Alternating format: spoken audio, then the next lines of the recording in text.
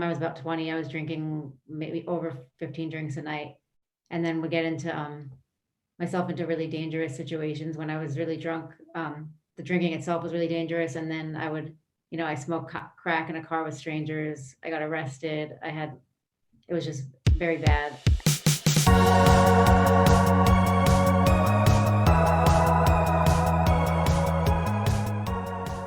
Welcome to Share, a podcast production of Amatus Recovery Centers. I'm your host, Kabir Singh. At the top of each episode, we like to remind our listeners that addiction is treatable and recovery is possible. If you or a loved one are struggling with addiction, call Amatus today at 855-80-SOBER or visit us online at amatusrecoverycenters.com. Our guest today is Tyler Mendelsohn. Tyler is a writer for Amatus Recovery Centers and a musician with over 6 years in recovery. They've lived in Baltimore since 2004 and now have built a sober life here. They're on our show today to talk about what it's like to be in recovery, as well as a person in the LGBTQIA community.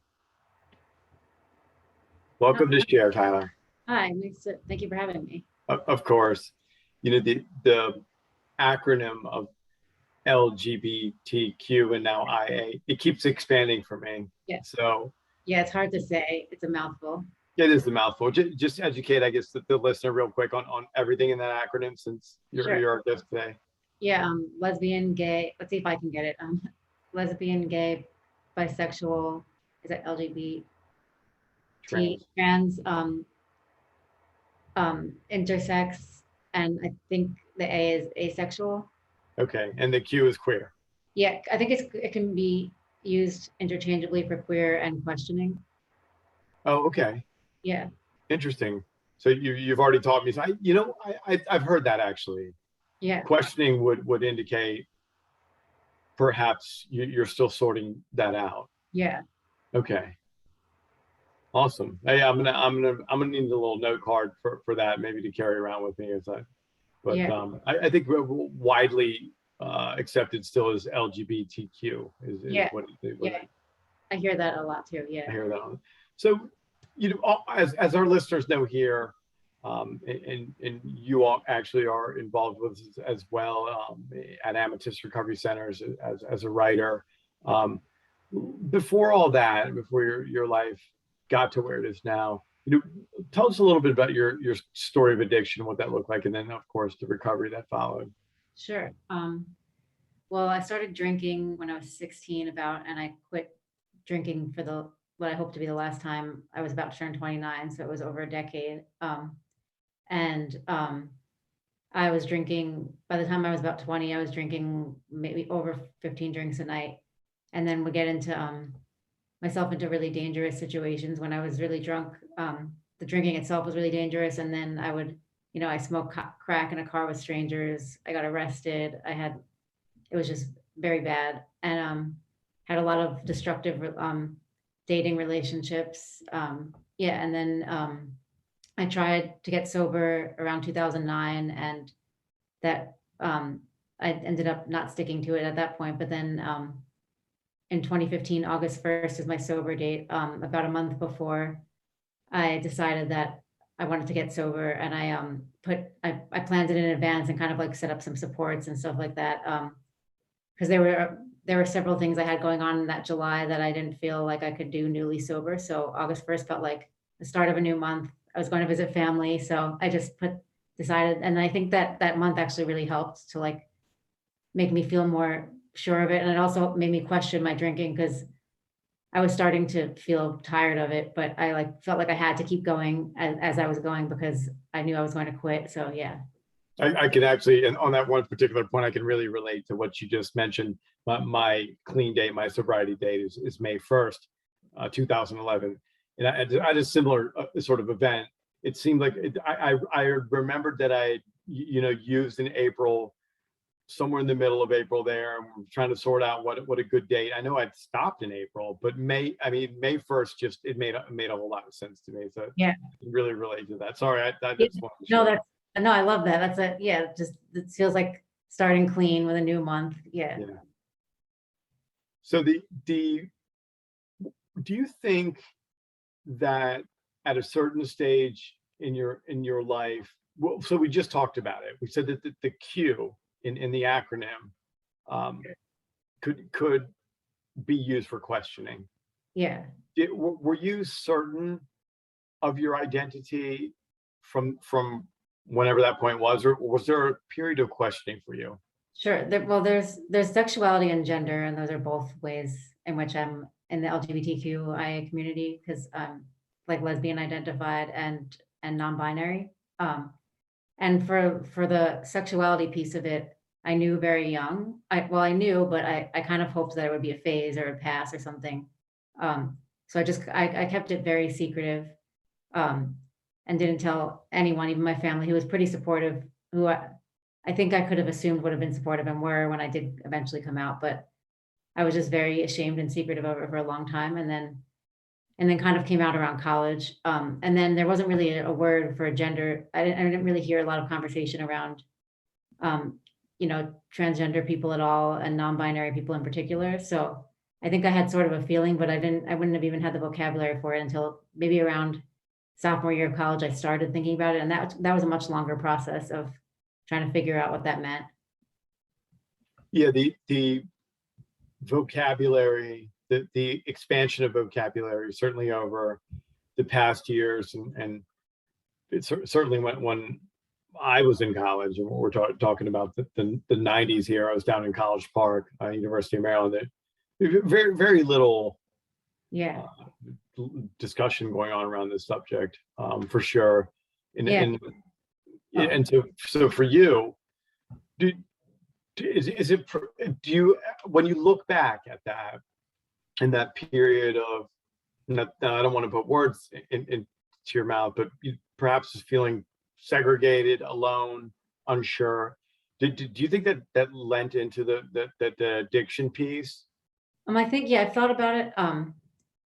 Yeah, I think especially I mean, there's like so many factors, and I have addiction in my family and everything, but, and pretty profound anxiety that was undiagnosed or untreated.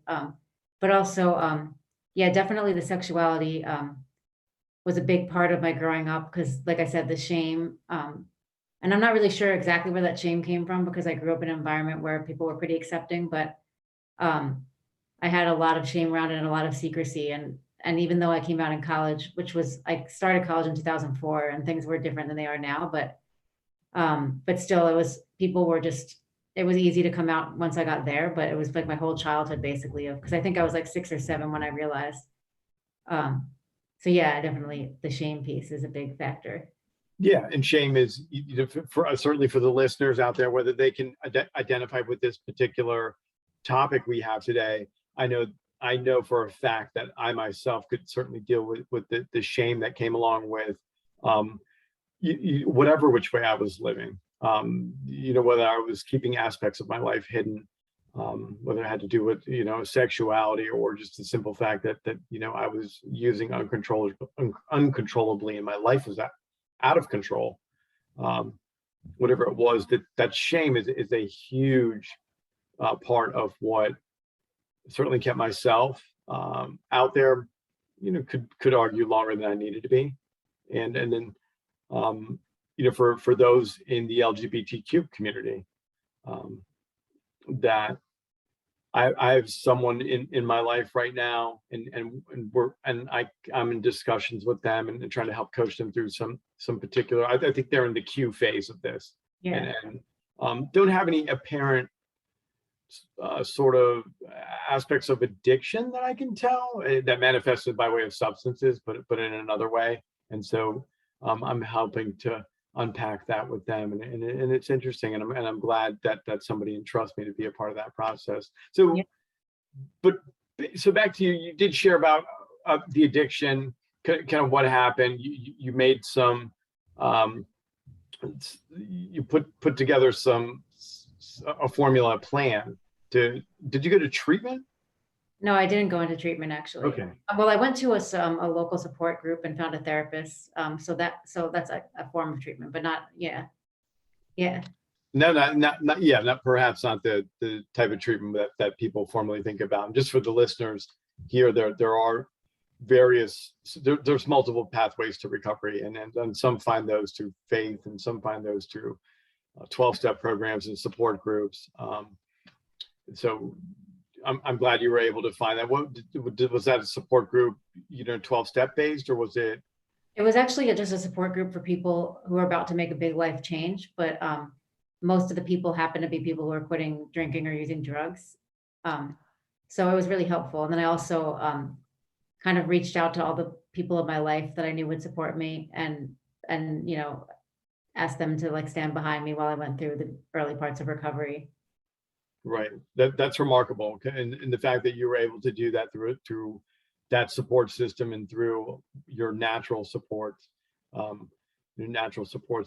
perhaps if the listeners don't know, are family and friends and allies in our life that can help us through all sorts of events. We call them natural support. So that's fantastic that you're able to do that. So you kind of moving along in finding a life in sobriety. Is there an LGBTQ sober community? Do you belong to something that kind of continues this? We'll go ahead and sort of call it quasi aftercare. Yeah. So I'll say first, I mentioned having some destructive dating relationships and drinking, but I was lucky because somehow that didn't spread to friendships. I found a lot of really great friends. And I think one of the things is that I never set out to have specifically LGBTQ friends, but I think we let people find each other just like people in recovery find each other. So I happen to have a lot of friends who were queer. And then later on, I also ended up having a lot of friends. I think I was among the first of my friends to get sober, but later on since I've been sober, I've had several people in the LGBTQ community who are friends get sober. So that's been really helpful, just like kind of like a built-in support, and checking in with each other and things like that. But there are also, I'm part of several like Facebook groups and things like that, like sober queer people locally, and both locally and like in the general metro area and stuff. Those things are pretty widely available, I think, if you just search for them. So I think that's a good place to start if you don't have that kind of community naturally. Do you have anything to offer the clients? So you talked about a support group when you first got sober. Yeah. Is that a particular type of support group you can share with folks? I think so. The only thing is I'm not sure if it still exists or not, but it was at Chase Brexton in Baltimore. Mm-hmm. And I wish I could remember what it's called. There's something about change. I'm blanking. Chase Brexton is still very much present in the community there, but inside the city. So I'm sure the listeners, if they were looking for something, like that, they can look them up online. Yeah, and it's a health center that is very LGBTQ affirming. So they have groups for things like that. And I always love the language that we use on this show when I have particular guests on. So they're an organization which is very affirming. Yeah, I like the sound of that. That sounds very, very supportive. Do you have any other anything else to share with listeners about other affirming organizations? A lot of them are local, so it won't necessarily apply to people who aren't in Baltimore. But I know even before I was sober, I remember seeing, I think the GLCCB should still have, it's a gay and lesbian community center. They had AA meetings and things like that there. So, and the specific to people in the LGBTQ community. Is that if I could just interject on that point, is that exactly as it sounds? In my recollection as a youngster, I guess I went to community centers. Is that exactly as it sounds? It's a community center, physical location you can walk up to, the variety of things. Yeah. And I know there are tons more just in Baltimore itself. And then there, like I said, tons of places to find it online. I'm part of a group called Sober in Baltimore on Facebook. It started by a friend, but it's starting to grow. And we just share things we're struggling with, or, things um, that, accomplishments that we've made in sobriety. And then there's also like a group called Queers. I think it's Queer, Sober, and Still Here that I'm part of on Facebook. There's some of them I'm going to blank on the names, but there's like I think DC trans and DC metro area trans and non-binary sober people or something along those lines. Yeah. Just a few, because I know I'm sorry to interrupt.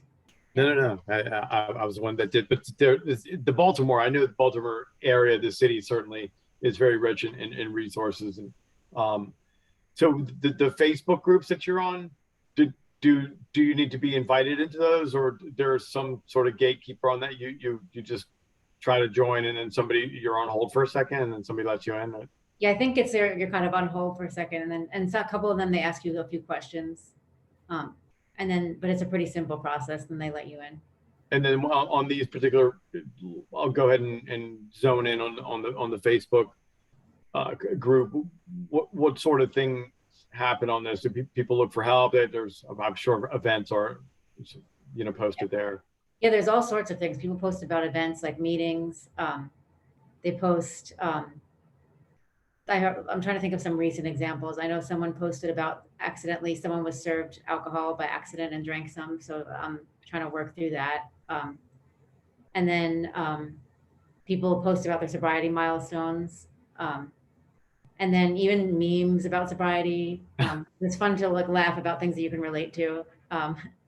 And then, all sorts of stuff. It kind of runs the gamut, which is nice.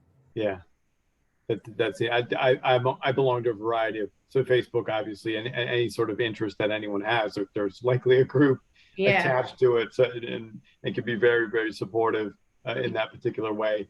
The next thing that I wanted to talk about that comes to my mind is the importance of affirming recovery spaces.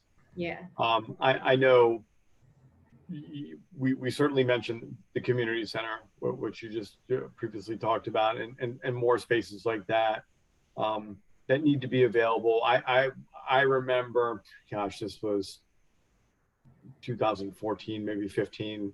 I was involved with creating a safe space at the University of Maryland that's great. Campus Health Center in the basement there for a place for people to study and sober, and raising some funds for that and outfitting that particular spot there, and aligned with a group called Terps for Recovery. And so I personally realize the importance of affirming, recovery spaces. Do you have a particular, standpoint on that, or would like to see more? Yeah, I definitely think it's very important, because when you're entering, throughout recovery, but especially when you're entering recovery, you're in a vulnerable place often. And if you feel that you're going to be in a place that's not safe, or someone won't use the correct pronouns for you, or you can't express your, talk about who you're seeing, or who your spouse, or anything like that. It's just, I think that breeds more shame, as we talked about, and you're already in maybe a beaten down place, and I think you need extra support during that time, in places where you can feel really safe. So it's definitely really important. And I know, when I first tried to get sober, things have changed since then, I know, but, and 12-step fellowships are great and a wonderful resource for people. But my initial experience with it was not feeling that safe, because the particular group I went to was not that LGBTQ affirming. Now I know there are tons of, I've actually heard from friends, there's a lot of specifically LGBTQ AA meetings in Baltimore, or at least LGBTQ affirming groups. But the importance has to do with just needing a place to feel supported when you're going through such a scary and new time in your life. Yeah, it is important. I certainly would like to see more like you. I have been able to attend a few gay men AA meetings down in DuPont Circle in DC, and they have a wide variety of those available. So there is an emergence of and acceptance and affirming, continuing and growing. I feel like it's certainly, and that's really important. and I'm happy to see it. Is there anything you kind of, as we wrap up this particular episode, to share? And is there anything you want to drop for any listener here that might be helpful that I may not have covered, or so, words of wisdom from Tyler? Let me think. So we talked about the support piece, which is really important. But there's also the part of when after having done a lot of work on myself, becoming comfortable in all the aspects of who I am, that really furthers my recovery. And again, it keeps coming back to shame, I know, but really facing that shame and working on it in therapy and learning the things about myself that I love and cultivating those has been such a wonderful and valuable experience, and helps me support other people, I think, better, and them to support me. So I'm not sure if that's what you were looking for, but I'm not really looking for Yeah. anything. I'm looking for you to be exactly the way you've been this entire episode. You've been very open, vulnerable, and of course, my favorite word of this episode, affirming. So thanks for joining us today. Yeah, thank you for having me. Of course. Well, there you have it, friends.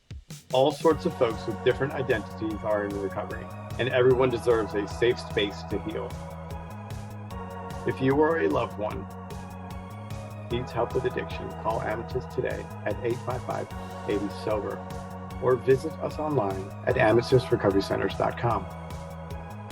To find more episodes of Share, visit amatusrecoverycenters.com/share, or subscribe wherever you get your podcasts. Thanks for tuning in to another episode. I'm Kabir Singh, and we'll see you next time.